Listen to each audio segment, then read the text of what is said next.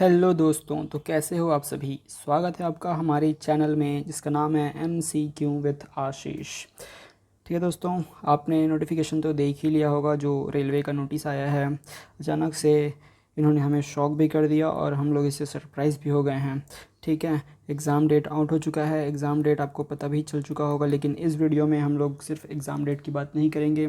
हम लोग पूरी स्ट्रेटजी की बात करेंगे कि कितने स्टेजेस में जो है एग्ज़ाम्स हैं और उस स्टेजेस को कैसे क्वालिफाई करना है, उन सारी चीज़ों के बारे में बात करेंगे। सिलेबस को डिस्कस करेंगे और कैसे उसको क्रैक करना है, सारी चीज़ें हम लोग बात करने वाले हैं। तो लास्ट तक बने रहिएगा मेरे वीडियो में, और चैनल में अगर नए आए हैं तो सब्सक्राइब करना ना भूलें।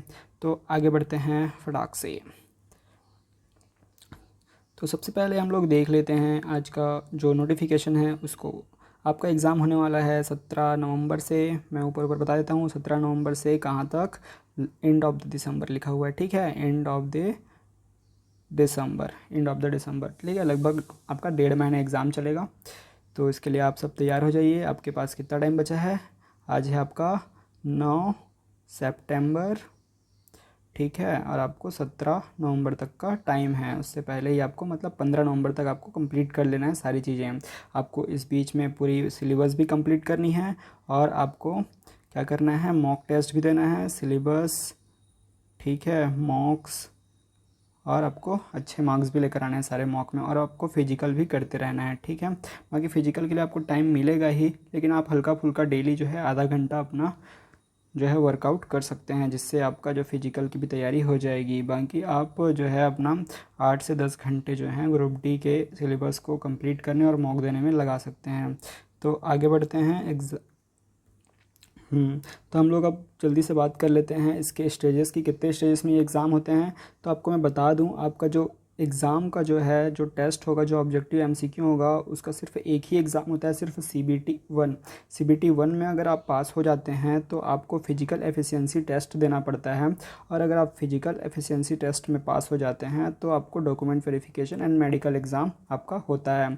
ठीक है, और इसमें अगर आप पास हो जाते हैं तो आपका पैनल में नाम आ जाता है, और पैनल में नाम आने के बाद क्या होता है आप सभी को पता है, आपकी ज्वाइनिंग हो जाती है। तो ये सारे स्टेजेस आपको क्वालिफाई करने हैं। CBT 1 आपका ऑब्जेक्टिव MCQ फॉर्मेट में रहता है।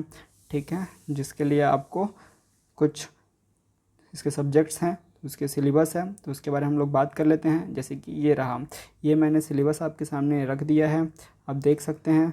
आपका जो मैथ्स है वो 24 क्वेश्चंस आते हैं, 24 मार्क्स के रहते हैं। ठीक है, आपका जो रीजनिंग है वो 30 आता है, मतलब सबसे ज़्यादा वेटेज रीजनिंग का है, और 30 क्वेश्चन 30 मार्क्स। जनरल साइंस भी 25 क्वेश्चन 25 मार्क्स, और general awareness and current affairs mix आते हैं 20 क्वेश्चन 20 मार्क्स। ठीक है, तो आप देख सकते हैं बहुत ही अच्छा एक सिलेबस है इसका। क्लियर है, तो आप जैसे कि इसका स्ट्रेटजी के हिसाब से अगर आप देखें तो मैथ्स, रीजनिंग और साइंस ये स्कोरिंग सब्जेक्ट होते हैं। अगर आप इन तीनों में अपना कमांड बना लेते हैं तो आपका 80 मार्क्स कवर हो जाता है। 25 और 25 50 और प्लस 30 कितना हो गया, आपका 80 मार्क्स की तैयारी हो चुकी है। और अगर आप इन तीनों में अच्छा कमांड बना लेते हैं 2 महीने के अंदर में, तो आप 80 में से अगर आप 72 प्लस लाते हैं तो बहुत ही अच्छा मार्क्स होगा। ये 75 लाते हैं तो बेस्ट ही है। ठीक है, तो आप 72 से अबव लाने की कोशिश करिएगा इन तीनों सब्जेक्ट्स में। और बाकी जो बचा last, current affairs and general awareness, ठीक है, तो इसका कोई ठिकाना नहीं रहता। आपको ही पता है रेलवे जो है NTPC वगैरह में किस लेवल का जो है करेंट अफेयर एंड अवेयरनेस पूछा हुआ है। तो आपको 20 में से आपको कम से कम 8 प्लस तो लाने ही हैं। अगर आप इतना ले आते हैं तो आपका 80 एंड 80 प्लस हो जाता है। अगर आप 80 प्लस लेकर आते हैं तो आपको आप सेफ समझ सकते हैं। ठीक है, तो आपको ये सब टारगेट लेके चलना है, और इसके लिए आपके पास टाइम है 2 महीने का। 2 महीने में आप अपने आप को पूरी तरह से रेडी कर सकते हैं। ये इनफ टाइम होता है, बहुत टाइम से निकला हुआ है ग्रुप डी का एग्ज़ाम, आपको पता हुआ है कोर्ट केस में फंसा हुआ था। ठीक है, लेकिन रेलवे ने आपको एग्ज़ाम दिलाने का मौका दिया हुआ है। ठीक है, और 10th और ITI दोनों दे सकते हैं। क्लियर है, तो आप सब लोग जो है एग्ज़ाम में लग जाइए।